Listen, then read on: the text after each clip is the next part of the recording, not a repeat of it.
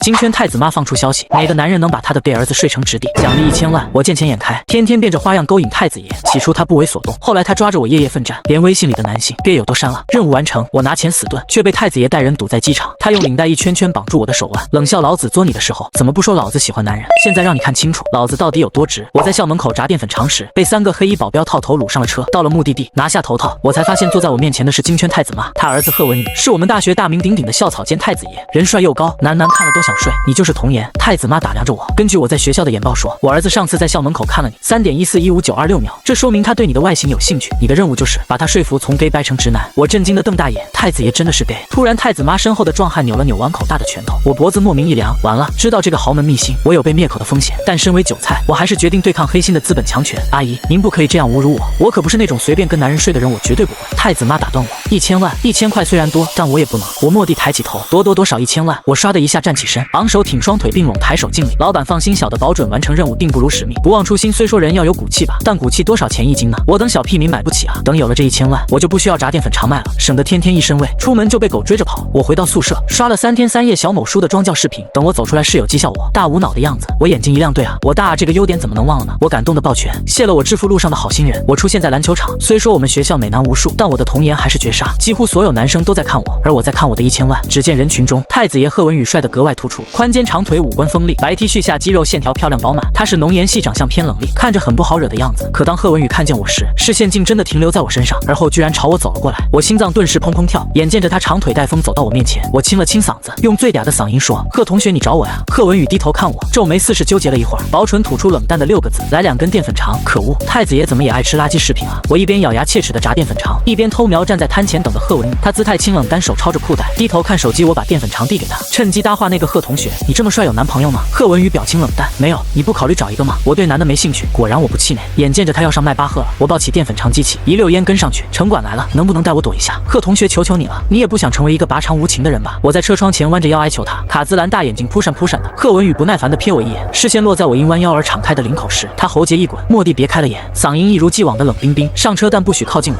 我刚要嗲嗲的道谢，他又冷冷补充：“更不许说话。”我跟着贺文宇到了酒吧，他跟一群狐朋狗友坐在卡座，我厚脸皮也抱着淀粉肠机坐在边边，还趁机卖了10几根。赚小钱之余，我也没错过我的1000万。我竖起耳朵听贺文宇和他朋友说话：“贺哥、凯哥也不是故意炸你的，他也是一时鬼迷心窍，炸你太子爷被男人给炸了。”我偷偷瞄过去，只见贺文宇修长的手指紧捏着酒杯，昏暗的灯光下俊脸阴沉，很符合被扎后的恼怒模样。他朋友还在劝他：“反正你和凯哥一起的时候没有税务的问题，也不怕曝光，没有睡过的问题。”看来太子爷还是个纯情大处男啊！好，这就好办了。提问：一个男人被另一个男人给伤了心，最好的办法是什么？答：让他喜欢上男人。我开始大张旗鼓地追求贺文宇，他上课我帮他占位置，他下课我帮他买饭，我还用淀粉肠9元包吃1个月的诱惑，成功从他室友手里要到了他的手机号，每天早安、午安、晚安的短信不断，还加上我搜罗的绝杀情话。贺文宇从不回我，看见我时也是面无表情，高冷的一逼。我就这么追了2个月，贺文宇感没感动我不知道，但我不感动了，我的生活废空了。下午我破天荒没去看贺文宇打球，也没给他发情话，而是重新开始摆摊卖淀粉肠。手机突然震动，备注为1000万的人发来短信：“太子爷这是发错了。”但我暂时没空管。正炸着长同班男同学出现，娇羞的递给我一朵玫瑰花：“童颜，我好喜欢你，送给你。”我一愣，但哪有男孩子不喜欢花的吗？我正要接过，一只修长好看的手突然后方伸过来，劫走了那朵花。被谁抢我的发发？我话没说完，抬头发现抢花的人居然是贺文宇，他身上还穿着篮球衣，额头微微冒汗，长指紧捏着那朵花，俊脸阴沉。这是吃醋了，看来我追男人的计划很成功啊！想到他也许会说：“同学你在玩火，该死的，他可是我贺文宇的男人”之类的话，我就立马配合的扭捏娇嗔：“哎呀呀，贺同学，你还真是霸道。”下一秒却听贺文宇冷冷开口：“我是学生会的，这花是学校花坛竞摘的，写检讨交到总务处。”男同学认出了他，吓得脚底抹油跑了。贺文宇冷嗤一声，视线这才转向我，浓眉皱起：“你说什么？什么霸道？你听错了，我说的是拔刀，你真是拔刀相助，帮我识别偷花贼。听我说，谢谢你。”贺文宇还是那副生人勿近的高冷模样，并对我说：“下次看到竞摘的花不要接，否则会罚学分。”怎么回事啊？不是甜甜的爱情吗？怎么变成护花教育片了？我咳了一声，嗲嗲问道：“贺同学，你打球打到一半，是专门出来找我的吗？”贺文宇是。我激动难你。贺文宇来买淀粉肠2根，吃一天就知道吃。我愤愤的给肠抹酱，又不服输的问：“贺同学，你刚才给我发短信一个问号是什么意思呀？”他说：“你之前给我发了很多短信，我眼前一亮，你都看到了。我手机坏了，短信乱码，所以问你到底都发了些什么。”贺文宇想到什么，又皱眉说：“你是群发垃圾短信，以后不要这样，属于违法行为，我破防了。那我还给你占位置呢，还给你买饭呢，我对你这么好，我为了什么你不知道吗？”贺文宇挑了下眉，像是突然懂了，不耐烦的扯唇道：“原来如此，行，我答应你。”我仿佛听见了1000万的入账通知，差点跳起来：“真的吗？”贺文宇冷嗤了声：“是我跟城管说一声，以后你的淀粉肠摊多摆半小时，可以消停了。”我看着太子爷对我没有一丝欲念的清澈眼眸，我知道是时候做出改变了。像我这样温吞的追，等80年后成功，贺文宇怕是想睡我都挺不动腰了，而且他现阶段还是喜欢男人，根本不懂男人的美好之处。于是我连夜恶补了100本霸道总裁小说，总结精髓就是2个字：色诱。床上的事就像射门，不能让男人光看球，要熟练摸球才行啊！我低头看了看自己的，昂首挺胸的出门了。我收到贺文宇室友的独家情报，他今晚在私人别墅办了个 party。到了现场，我一眼就看见了贺文宇，他太帅了，往那一站，犹如鹤立鸡群，边上那么多男人对他抛媚眼，他不理，偏要跟一个高高瘦瘦的男生说话。最可怕的是，我还听见别人叫那个高瘦男生凯哥，凯哥就是那晚我在酒吧偷听到的那个扎了贺文宇的男人。糟糕，他们要旧情复燃了吗？破镜重圆耽美文，我心中顿时警铃大爆。我偷偷靠近，虽然四周人声嘈杂，但我断断续续也能听见他们的对话。只听那个凯哥对贺文宇说：“阿宇，我不是故意炸你的，我只是被骗了，是那个男人骗了我的钱。我们一起这么多年了，你再给我一次机会可以吗？我想回到复合，我想回来复合。”好啊，这个双插头的渣男劈了腿，还有脸来求复合。而贺文宇薄唇紧抿着，看起来有些动摇的样子。果不其然，他沉冷开口：“你想回来睡我可以，但我们要约法3章，回来睡我可以。”天啊，他怎么这么恋爱脑啊！我又气又急，立即就冲上前去，挡在他们之间。贺文宇，你不要听这个渣男说这些谎话，他都是骗你的。渣你这种事，有第一次就有第二次。凯哥愣了一下，视线落在我的前，一时没能挪开视线。贺文宇脸色蓦地一黑，一把将我拽到身后挡着，冷冷对他说：“滚就是滚。”我狐假虎威的叉腰道：“我可是他抱着睡的现任。”凯哥死死盯着他，抱睡的现任好啊，原来是你新找到了合伙人，不需要我了，阿宇，是我看错你了。说完他就怒气冲冲的离开了，而贺文宇也砰的一声放下高脚杯，冷着脸转身往别墅里走去。好，这下他们不是破镜了，是碎玻璃渣，粘都粘不起来了。我彻底松了口气，赚钱真不容易啊！看得出贺文宇很生气，但没关系，我高兴就行了。我笑嘻嘻跟在他身后，给他灌输浪子回头狗都不理的理念。你能不能安静一下？贺文宇猛地停下脚步，我连人带撞在他背后，可疼了，差点被你撞扁了。我揉着口瞪他，贺文宇视线不自觉落在我前，下一秒就迅速移开，他呼吸莫名加重，语气也更凶狠了。你再敢跟着我试试，离我远点！我比某宝客服还温和，轻轻遇到渣男后暴躁易怒，这样的状态我非常理解。据说人在受情伤之后，最脆弱也最容易感动，这千载难逢的好机会，我决定放一剂猛料。贺同学，我知道你现在还是处男，你都20岁了，你想想这合理吗？你有没有想过，其实你现在要做的是改变自己呢？也许你尝试和男人酿酱后，你就放下弯曲的过去，重获新生了呢？贺文宇越听脸越黑，到最后一句他怒极反笑：“则你倒是挺开放，怎么嘲笑我是处男？看来你身经百战。”我有点心虚，但腰杆挺得很直。那当然啊，我可会了你，你要不要跟我试试？贺文宇眼神戏谑，却又有股子冷意。怎么是这问题问的？他不会弯的那么彻底吧？只看男的片子，不看男的。我没忍住脱口而出道：“就那样是啊，你是不是个男人啊？长得这么有男人味，你总不会是做零的吧？”果然男人是不能激的。我话才出口，就被贺文宇扣着腰狠狠抵在了墙上。成年后，我还第一次和男人靠这么近。他显然从不抽烟，极爱干净，身上是清冽好闻的薄荷清香。T 恤领口下滑，凸起的锁骨更是性感的让我想舔上去。这么极品的帅哥是 gay， 真的太可惜了。这一瞬间，我感觉自己掰直他也不只是为了1000万，我这是在造福男性同胞啊！敢说老子是零？贺文宇低头冷笑：“你胆子是比还大啊！”我诚实的摇头：“不，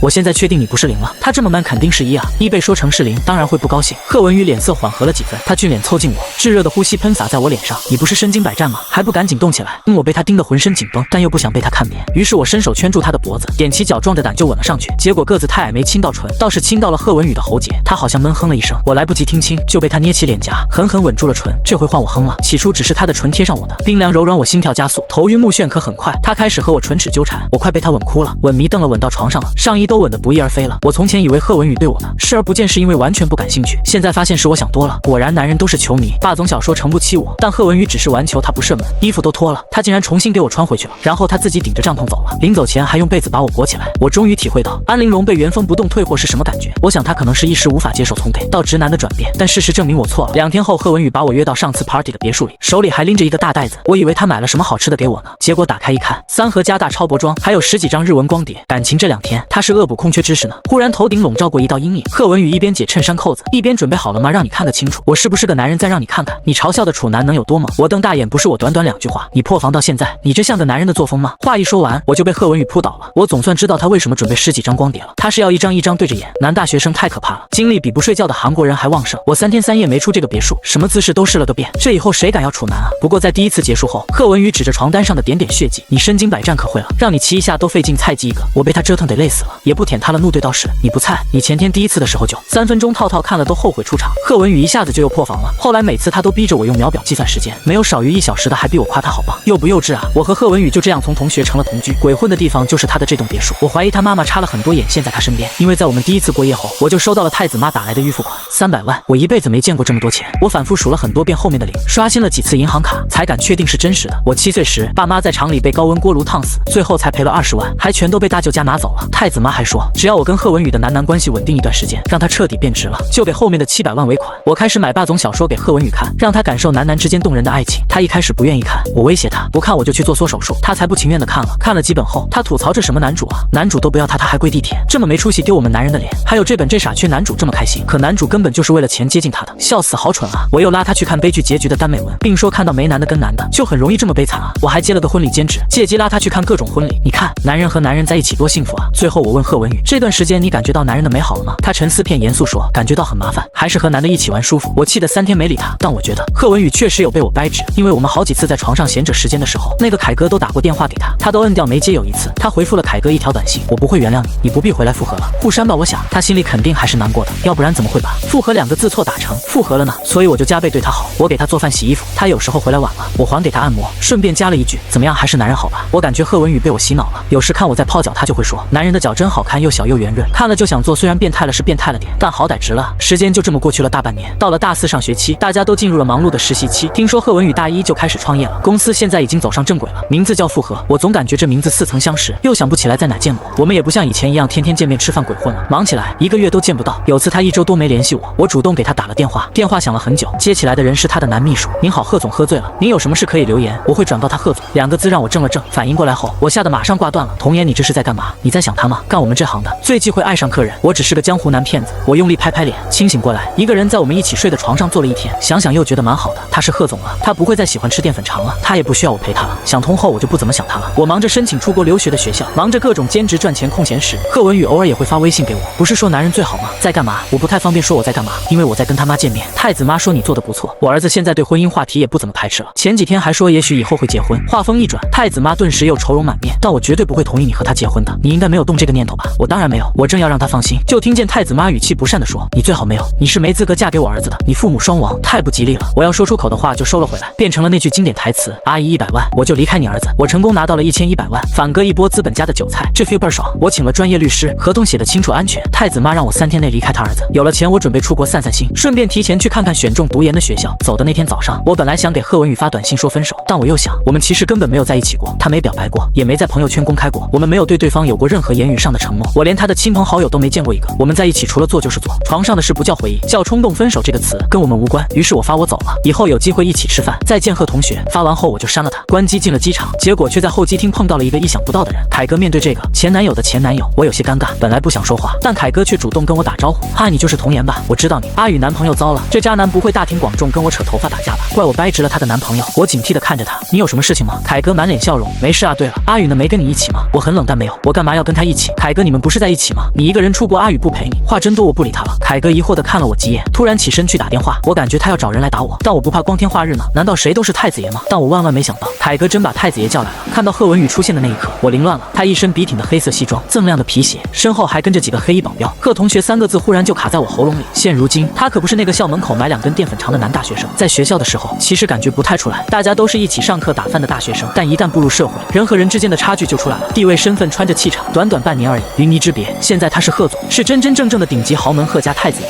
贺文宇走到我面前，视线扫过我的行李，浓眉冷皱起，去哪？我们好久没见面了。乍一看到他，我竟然一时有些手足无措。他又亮出手机，上面是我几个小时前发的告别短信。童颜，我给你3分钟解释。那个凯哥还在边上叽呱个不停。阿宇他是不是要偷溜出国啊？那我算不算给你立大功了？我能回复合吗？你闭嘴！我气不打一处来，怒朝他道：你怎么好意思还提复合的？你一个劈腿的死渣男！贺文宇直接朝凯哥道：可以回复合？什么可以回复合？眼看着辛辛苦苦的掰直男人又要弯了，最重要的是1100万可能会被太子妈要求追回，我直接炸了。复合1天就知道复合，我付你妈妈个头！贺文宇，这种玩弄过你感情的渣男，你为什么念念不忘啊？你缺心眼吗？就算你想重新 gay， 你也不能找这种男人啊！你跟他睡的时候不觉得恶心吗？话落，4周一片寂静，所有人都在看我们。凯哥一脸懵逼，谁是 gay， 谁跟谁睡？贺文宇的脸已经比锅灰还黑了，他死死盯了我半晌，不怒反笑我是 gay。童颜，这就是你接近我的原因，是我妈找的你。看吧，要不怎么说是太子爷呢？脑子就是比别人好用，逻辑推理能力满分。如果我不是当事人，我真想给他鼓个掌，但我没机会鼓掌。我的机票被贺文宇撕了，包和行李也被他的黑衣保镖抢走了，他轻易就把我带出了机场，我被他锁进了别墅，就我们鬼混半年的那栋。你干嘛？贺文宇，这可是非法拘禁。他直接把手机丢过来，那你报警抓我。说着他露出一个很坏的痞笑，你最好祈祷我被关久一点，不然等我出来看我怎么弄你。我想了想，换一个说法，你这样有意思吗？你想关我到什么时候？有意思啊！你让我看的强取豪夺吻，男主都关男主3年，我被他的话噎住了。行，那你有本事就一直关着我，反正你妈会来救我。我起身要去洗手间，贺文宇猛地拽住我的手腕，我妈给了你多少钱？糟糕，他想要回去，我顿时警惕起来。他打量我的表情，又说一个电话，我就可以查查出来也是，太子爷3分钟之内就可以知道所有信息。我如实说1100万，才1000万童颜，为了这么点钱，你就能做这种事？我在你眼前就值这么点钱，这么点钱轻轻的，我破防了贺文宇。对不起，就算是1000万的一半，是1/3，是1/5，对我来说都是一大笔钱，是一笔超级巨款，是比我爸妈2命都贵的钱。这句话我没说，感觉特矫情，特不像那个活泼开朗的我。我知道我不占理，可我就是难受。我别过脸去，又被贺文宇扳回来。他怒意沉沉的黑眸紧盯着我，钱比我重要。童颜看着我，我对上他的眼睛，钱是比你重要。对我来说，钱比任何东西都重要。贺文宇手上力道蓦地加重，我感觉下颌被他捏得好痛，不知道会不会得颞下颌关节紊乱症。贺文宇脸色很吓人的看着我，有一瞬间，我觉得他想掐死我，但他没有，而是把我拦腰抱起，粗鲁的丢到床上。他高大的身躯负压下来，撕扯我的衣服，强吻我。我知道他生气想发泄，毕竟我确实欺骗了他，我没有反抗。跟他这种顶级帅哥睡，我不觉得亏，以后未必还能碰得到。可我不反抗，贺文宇又不高兴了，撕到一半，他猛地站起来，死死地盯着我。行啊，童颜，你真他妈行，把老子当免费的鸭。破防的人好像变成他了。他说完就摔门走了。我隐约听见贺文宇跟门口的保镖说，不许给我送饭，他是想饿死我。饿死是不可能饿死的。别墅里有池塘，我徒手抓了几条鱼，坐在院子里烤，香味把保镖都吸引过来了。我分了他们1人1条烤鱼，他们吃的时候被突然过来的贺文宇撞见了。我立即说，是我逼他们吃的。贺文宇突然就又破防了，他冷笑很好，对保镖都那么好是吧？他把手里拎着类似餐盒的东西往垃圾桶一丢，然后几步上前，一脚就踹翻了我的烤鱼。我猛地站起来，怒瞪着他，你干啥？浪费粮食可耻？那你就不可耻。贺文宇抬手用力攫住我的下巴，逼我正视着他，他眼眸变得深沉，直勾勾地望着我，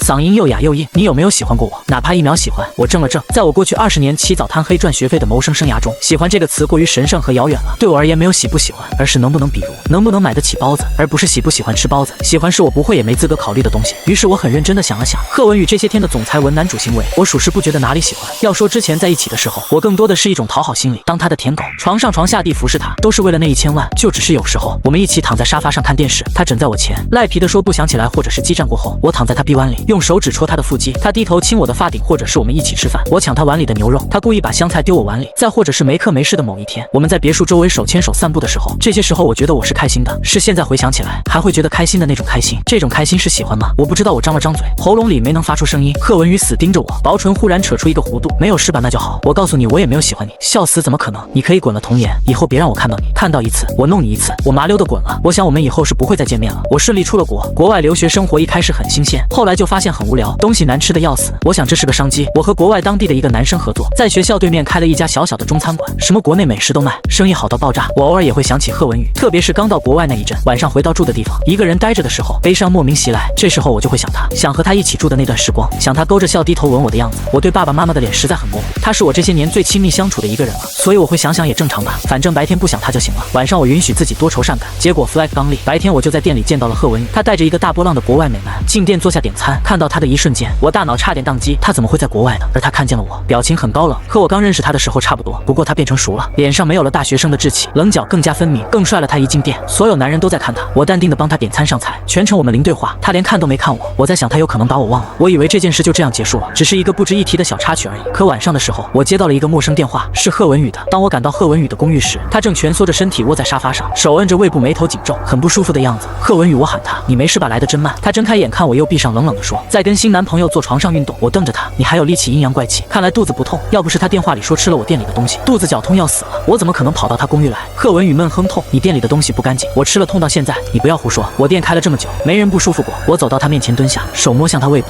是这里疼吗？他不说话，让我摸。可当我收回手不摸了，他就又开始说了，我要起诉你的店，害我吃坏肚子，耽误我10个亿的生意，你等着倒闭吧。我怒了，贺文宇，你就是故意想报复我，把你肚子痛个屁。他猛地一下坐起来，死死瞪着我，也瞪着他。他见我不服输，扑过来就把我压在地毯上，强吻我。我想到跟他一起的那个外国美男，挣扎得更加猛烈了。可我哪里是他的对手，被他捉了痒，衣服也扒掉了。但很快他就停下来了，因为我惊讶地发现他竟然没反应。你发现了，我性功能障碍了。贺文宇停下动作，他别过脸去不看我，嗓音中有一丝苦涩。自从你走后我就这样了，我这哪里还像个男人？下午那个外国男人嫌我没用，把我甩了，我活着还有什么意思？你也走吧，我知道你烦我。他突然从我身上爬起来，直接就要去阳台跳楼，我吓得一把抱住他，你别冲动啊，贺文宇，我不烦你啊，我不走，你冷静点。贺文宇被我劝住了，他给我看了专业医生出具的报告，上面写着他因为从 gay 被掰成直男，过程过于粗暴，导致他心里没扭转过来，对性方面产生了排斥抵抗。那怎么办？密密麻麻的医学术语让我看不懂，也让我愧疚了。他确实是我从 gay 掰直的没错，可我哪知道会有这种可怕的后果啊！不知道。贺文宇神色黯淡，反正我现在对男人都没感觉，都没感觉吗？我小声问他，那你后来跟凯哥试过做吗？能有反应吗？贺文宇脸色蓦地一黑，他闭了闭眼，像是在极力忍耐什么，连话都是从齿缝中艰难挤出来的。我跟他也没有反应，我现在是个废物，还是死了算了。别啊，肯定会有办法的。我急了，忙到我们一起想。你放心，这件事我有责任，我会负责的。此话一出，贺文宇瞬间就睁开了眼睛，直勾勾的的盯着我，你会负责对我负责，会的，你千万别想不开。行，那我们签个协议吧。贺文宇起身去了书房，才几分钟就出来了，丢给我一份好几页的协议。我吓了一跳，你打字这么快？他咳了咳，语音输入的。协议内容大概是我帮助他治疗功能障碍，他支付我酬劳1000万，怎么有种似曾相识的感觉？我抗议道，都2年了，通货都膨胀了，你跟你妈开的价格还一样吗？我要求加钱。贺文宇狠狠瞪我，童颜你好意思说我是为什么变成这样的？我被他瞪得心虚，咬着牙准备签字，结果认真一看，才发现不是总酬劳1000万，而是1个月1000万。我手一抖，吓得差点也障碍了，这也太毫无人性了！金圈太子爷，恐怖如斯，好，我一定要好好的帮助他恢复正常男人的雄风。我和贺文宇再次开始同居，他新买了一套风景优美的独栋别墅，说是呼吸新鲜空气有助于恢复。他还要求我在家不许穿内衣，说是为了刺激他视觉神经，帮他掰正性取向。我本以为帮他恢复会是一个很漫长很艰难的过程，没想到我们第一次滚床单，他就是正常的。我贺文宇，你这不是好的吗？贺文宇动作一顿，可能是跟你一起勾起了身体一些回忆。这样马恩，我们继续。好吧，不对啊，我突然又说，医学报告上不是写你是因为贺文宇打断我，我知道你是嫌弃我，你看不起我。说着，他翻身就要往阳台走去。我是个废物，我死了算了。我连忙一把抱住他的腰，把他拽回床上。这次之后，我后来就不问了。他每次跟我睡都还挺正常的，没有出现过没反应的情况。他说他咨询了医生，说可能跟我的激素特别适合他，又说了一大堆医学术语，全是英文的，我听得头疼，就不听了，更不想问了，能治好就行。我们也不是天天在家做那事，我忙着学业，贺文宇忙着拓展复合集团的国外市场，日子就这样一天天过去。1年后，我的存款有了1个多亿，我感觉钱太多了，我有点不配了。我试探着问贺文宇，你好像已经治好了，我昨天晚上洗澡出来，我看你反应挺强烈的。贺文宇打电脑的手停下，你什么意思？那个我是说，我们要不终止合约，你再多钱也禁不住这样啊。贺文宇沉默了片刻，视线忽然看向阳台，我顿时一头2个大。好，我错了，我不说了，你钱多随便你。又是1年过去，硕士毕业的当天，庆典结束，我还穿着学士服，就被贺文宇开车拉去领证了。他的求婚用词实在太土，他说童颜小姐，我想被你永久治疗。我尬出一身冷汗，摸出他手机一看，果然最新阅读是娇妻在上，总裁老公轻点轻。我怒道，都什么年纪了，以后不许看霸道总裁小说了。但贺文宇鲜花戒指都备得齐全，我拿着看了看，哼哼，你还挺用心嘛。贺文宇一脸骄傲，毕竟迎娶身家过亿的富婆，我不能马虎，真会说话，我就喜欢别人叫我富婆。我圈住他的脖子，讲了他一个法式长吻。领完证后，我还是担忧的，你妈妈会不会说什么？贺文宇不太在意的样子，淡淡道，会，果不其然，我下午就接到了太子妈的电话。虽然贺文宇说完全不用管他妈妈，我想怎么样就怎么样。贺家现在是他说了算，他天生妻管严，所以等于贺家是我说了算。但毕竟太子妈已经是婆婆了，我总不能跟她对骂吧？就算为了贺文宇，还是要维持礼貌的。我正紧张的措辞，那头就传来太子妈霸道的声音：“童颜是吧？听说你已经是我儿媳妇了，厉害，有点东西。这样我给你3000万，投胎必须生男儿。我不想要孙子了，万一又是个 gay 怎么办？尽是些浪费钱的败家玩意儿。3000万成不成交？我番外一后知后觉的童小姐。婚后的某一天凌晨，我睡到一半，突然从床上坐起来，不对啊，贺文宇大一就创业的那家公司叫复合。那时候我听到那个凯哥对贺文宇说，想回来复合，其实是说想回来复合，还说什么报税，其实是报税。我转身去摇身边的男人，贺同学，你快醒醒！贺文宇睁开眼，反手抱住我，怎么了？做噩梦了？我当年是不是空耳了？是我听错了？我追问，凯哥是说想回来复合吧？他不是渣了你，他是诈了你的钱，他是公司税务的，对不对？总结到最后，我恍然大悟，你当年根本就不是 gay 对吧？好啊，死直男骗我那么久。贺文宇他突然坐起身来，严肃地看着我，老公，我有话对你说。我瞪着他，好啊，来坦白吧。贺文宇郑重地说，我在想我们还是别要孩子了，这要是听力随了你，那以后英语听力全是0分，大学都考不上。我气得扑过去打他，结果反被他扑倒，占尽便宜，呜呜，离婚。番外2，贺同学的独白。贺文宇快气死了，童颜那个男人收了他妈的钱，把他当成 gay， 还误会他跟一起创业的兄弟有一腿，这些也就算了，他居然还想偷溜1000万，为了不值一提的1000万，他居然就要抛下他。他贺文宇难道还不值这1000万吗？他在床上那么卖力，他每次都说喜欢都是骗人的吗？他非常生气质问他，结果他毫不犹豫地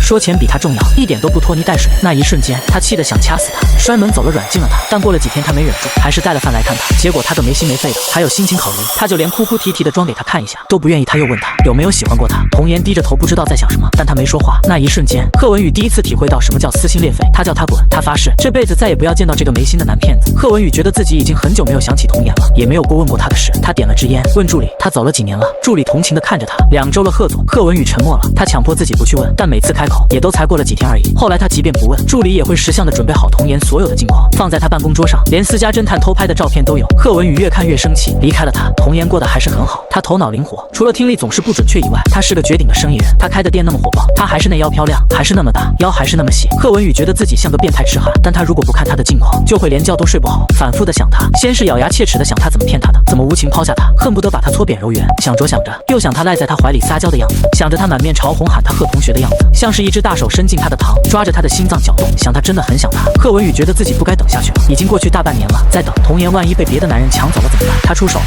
他先是去了童颜开的餐馆，假装和他偶遇，又借口吃坏了肚子，把他骗到家里来。他事业心那么重，肯定舍不得让餐馆出事，所以他只要说食品有问题，他一定会来。果不其然，他来了，他又用了必杀技，骗他说他性功能障碍了，还给了他一堆专业的医学报告，当然其实都是他自己写的，骗童颜足够够了。果然，童颜被吓住了，一张小脸蛋煞白煞白的。贺文宇看他这副担忧的这样，心里那一块总算觉得舒服了点。他也不是完全不在意他的，他卖了一波惨，还用了最没品的手段以死相逼，说自己不想活了。没办法，追男人是不能要脸皮的。最后，在童颜着急的时候，贺文宇以退为进，欲擒故纵，逼着他说出了会对他负责的话。其实从绅士的角度来说，这一招是有点卑鄙的，但贺文宇管不了这么多。这个男人他必须要，他趁热打铁，拿出事先准备好的协议，让童颜签了，1个月给他1000万。他看见童颜吓呆了，圆溜溜的眼睛瞪得那么大，贼兮兮又傻乎乎的，但很漂亮。他知道童颜喜欢钱。他出国后，他派人去查了他的资料，才知道他从小就很惨，父母双亡，吃百家饭，一个人顽强又乐观的长大，所以他没有一丁点安全感，他会胡思乱想。他只是没有见过爱。看到这些，贺文宇就想，他爱钱就爱钱吧，反正他有钱就好了，他要多少钱他都可以给他，只要他不离开他，他会努力赚钱，他会稳坐首富的位置，这样这一辈子童颜都别想再离开他，他会给他一辈子钱，也会爱他一辈子，他会等到他敞开心扉，彻底爱上他的那一天。